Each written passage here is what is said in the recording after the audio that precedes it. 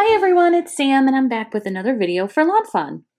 Today I'm using the Chirpy Chirp Chirp stamp set, Spring Basket stamps and dies, the Easter egg background stencils, and the Shadow Box card die set. And as always, I'm using Zig Clean Color Real Brush markers. It's a tongue twister. And I am starting by coloring out my Easter eggs. I'm using pink, pale orange, and natural beige for my eggs and anything hot pink on this card. Orange and bright yellow for eggs, as well as the beaks and some paint. I'm also using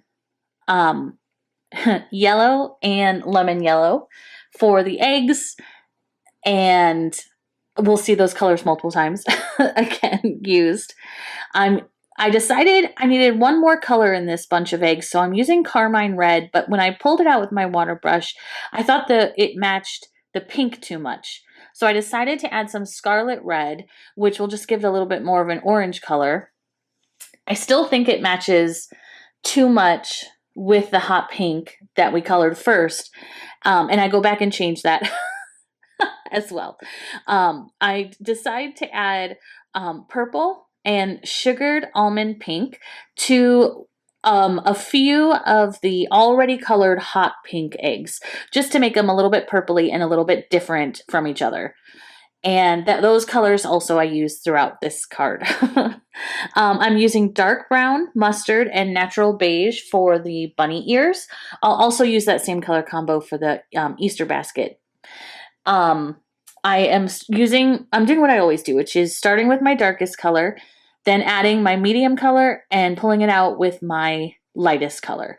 Sometimes I use a water brush to pull out the color even more, and sometimes I don't. It just depends on the image and the saturation level and how I'm feeling. I'm using mustard yellow and lemon yellow to color these big chicks and the little chicks, actually.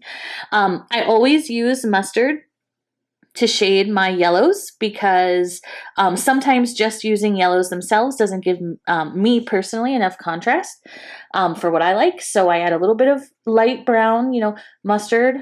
If you've been a long time follower of my videos, that's my color. Who knew? But it's pretty boring. Rainbow's my real color. We all know that. But mustard, I use it for browns. I use it for oranges. I use it for yellows. I love it. It's a great accent color. I am adding blush. It's the same color I used as the ears, which is light carmine and pale orange. I add the blush to all the chicks. And then I'm using, as I mentioned before, the orange and bright yellow for the beaks and the feet of these little chickies. And next I am going to color the Easter basket, I believe. Let's see if I'm right. I am not right. I'm using the same pink I used before, which is the pink, pale orange, and natural beige. Again, I am using all these same colors. For instance, mustard and light beige. We've already seen me use these before, but now I'm using them on the paintbrushes. And I'm using the sugared almond pink and the purple again to color this large Easter egg shell. And I really like coloring a big scene with the same colors that I've already used. Now, I don't want it to get boring and use just the same pink on the entire card. But if I use a little bit of pink in the eggs and a little bit of pink on the bows and a little bit of pink in the paint, same with the orange, I just feel like it makes everything a little bit more cohesive. Here's the little ribbon area for the Easter basket. Same pink as the eggs. Same pink as these bows. Pink, natural beige, and pale orange. And I'm also going to use this color combo for one of the paint cans. Spoiler alert, that's coming up. And like I said, I'm just using the same bunch of colors that I've already used. I'm not adding any new colors. This will make my shadow box card feel cohesive and like they're all part of the same scene. And I just thought, especially I knew the background was going to be blues and oranges, I thought that I would just go for broke, make this the happiest, brightest card for Easter you've ever seen. I am using the same colors I used for the chicks for this little speech bubble, which is the mustard yellow and lemon yellow. And then finally, some new colors, light gray and vanilla. This is just barely a color, barely coloring the paint cans. It doesn't detract. And those are the images. Easy peasy. Next, I am doing the background. I've already die cut my 2 panels for my shadow box card from some mermaid cardstock. And now I'm using peacock feather distress inks and the first layer of the Easter egg background stencils. I'm just adding a base color, just a little tone on tone, no shading, no contrast. And I just wanted the subtle tone on tone. And now I'm lining up and I'm having trouble because I didn't pay attention. This is super easy to do, but I just wasn't paying attention. But I'm lining up the second layer of stencils and I'm using Mermaid Lagoon and Blueprint Sketch to add, again, a subtle bit of color. I still wanted it to be in the same color family. I didn't want it to like pop. I wanted it to be noticeable in the sense that, oh yeah, there's a design, but not distracting from the rest of the scene. Does that make sense? I love a tone on tone.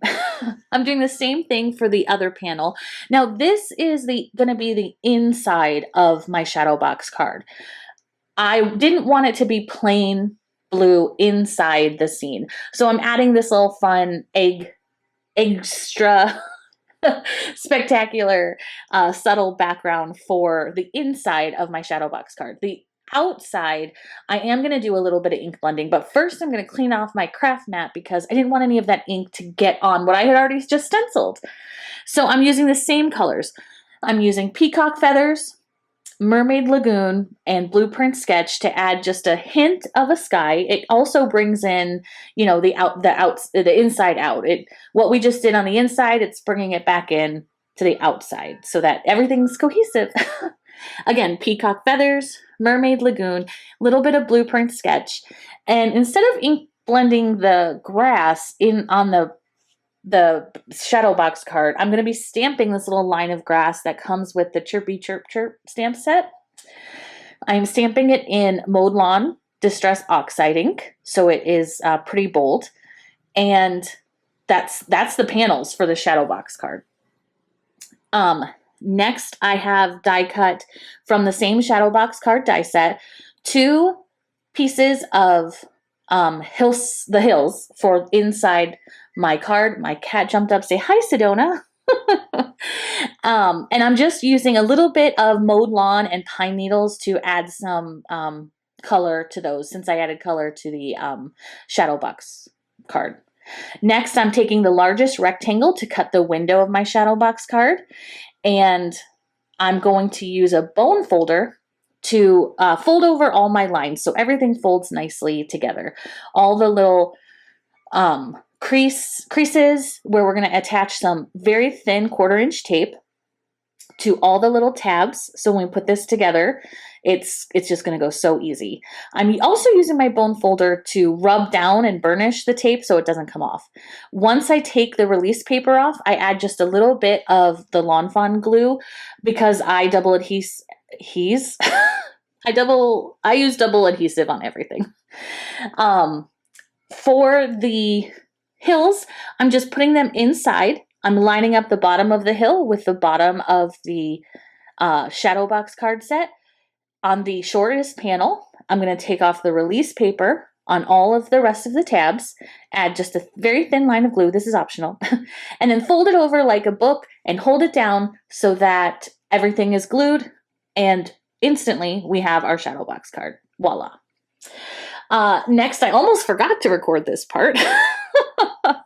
But we're going to decorate. The best part, right? This is the best part of any card making, is actually decorating it, at least for me, because I start making a card with with an idea, and I usually color way too many images. In this instance, actually, where you're going to see, I actually added some butterflies from the spring basket stamp set because I felt like it needed just a little bit more. I don't know if it did or not, but I felt like it did. So each little panel is going to have its own scene. You tell me what's your favorite. Is it the one with the eggs and the paint? Is it this little guy with half the eggshell with the other little eggshell chickies? Or is it this little guy? Now, this is my favorite guy. He's got the paintbrush, check. Can of paint, check. And then I add this sweet little butterfly on his ear, like it's landing on the ear. And he's my favorite, just like that. Boom, boom, my favorite. I finish off by adding one more can of paint inside and then a little butterfly at the top. And that is the card. Guys, this came together so easily. Look how fun. This guy's painting the big happy Easter egg. We have this little scene. These little chickies are just adorable. They're chirping. And of course, my favorite little guy. Couldn't resist the bunny ears. I could not resist. I hope that you guys had fun making this card with me. Could not have been easier. And what a fun card for someone to open and just make their day, because this is sunshine and happiness, right? Thanks again for joining me. Be sure to check this card out up on the Lawnfawn blog and have a great day. Bye.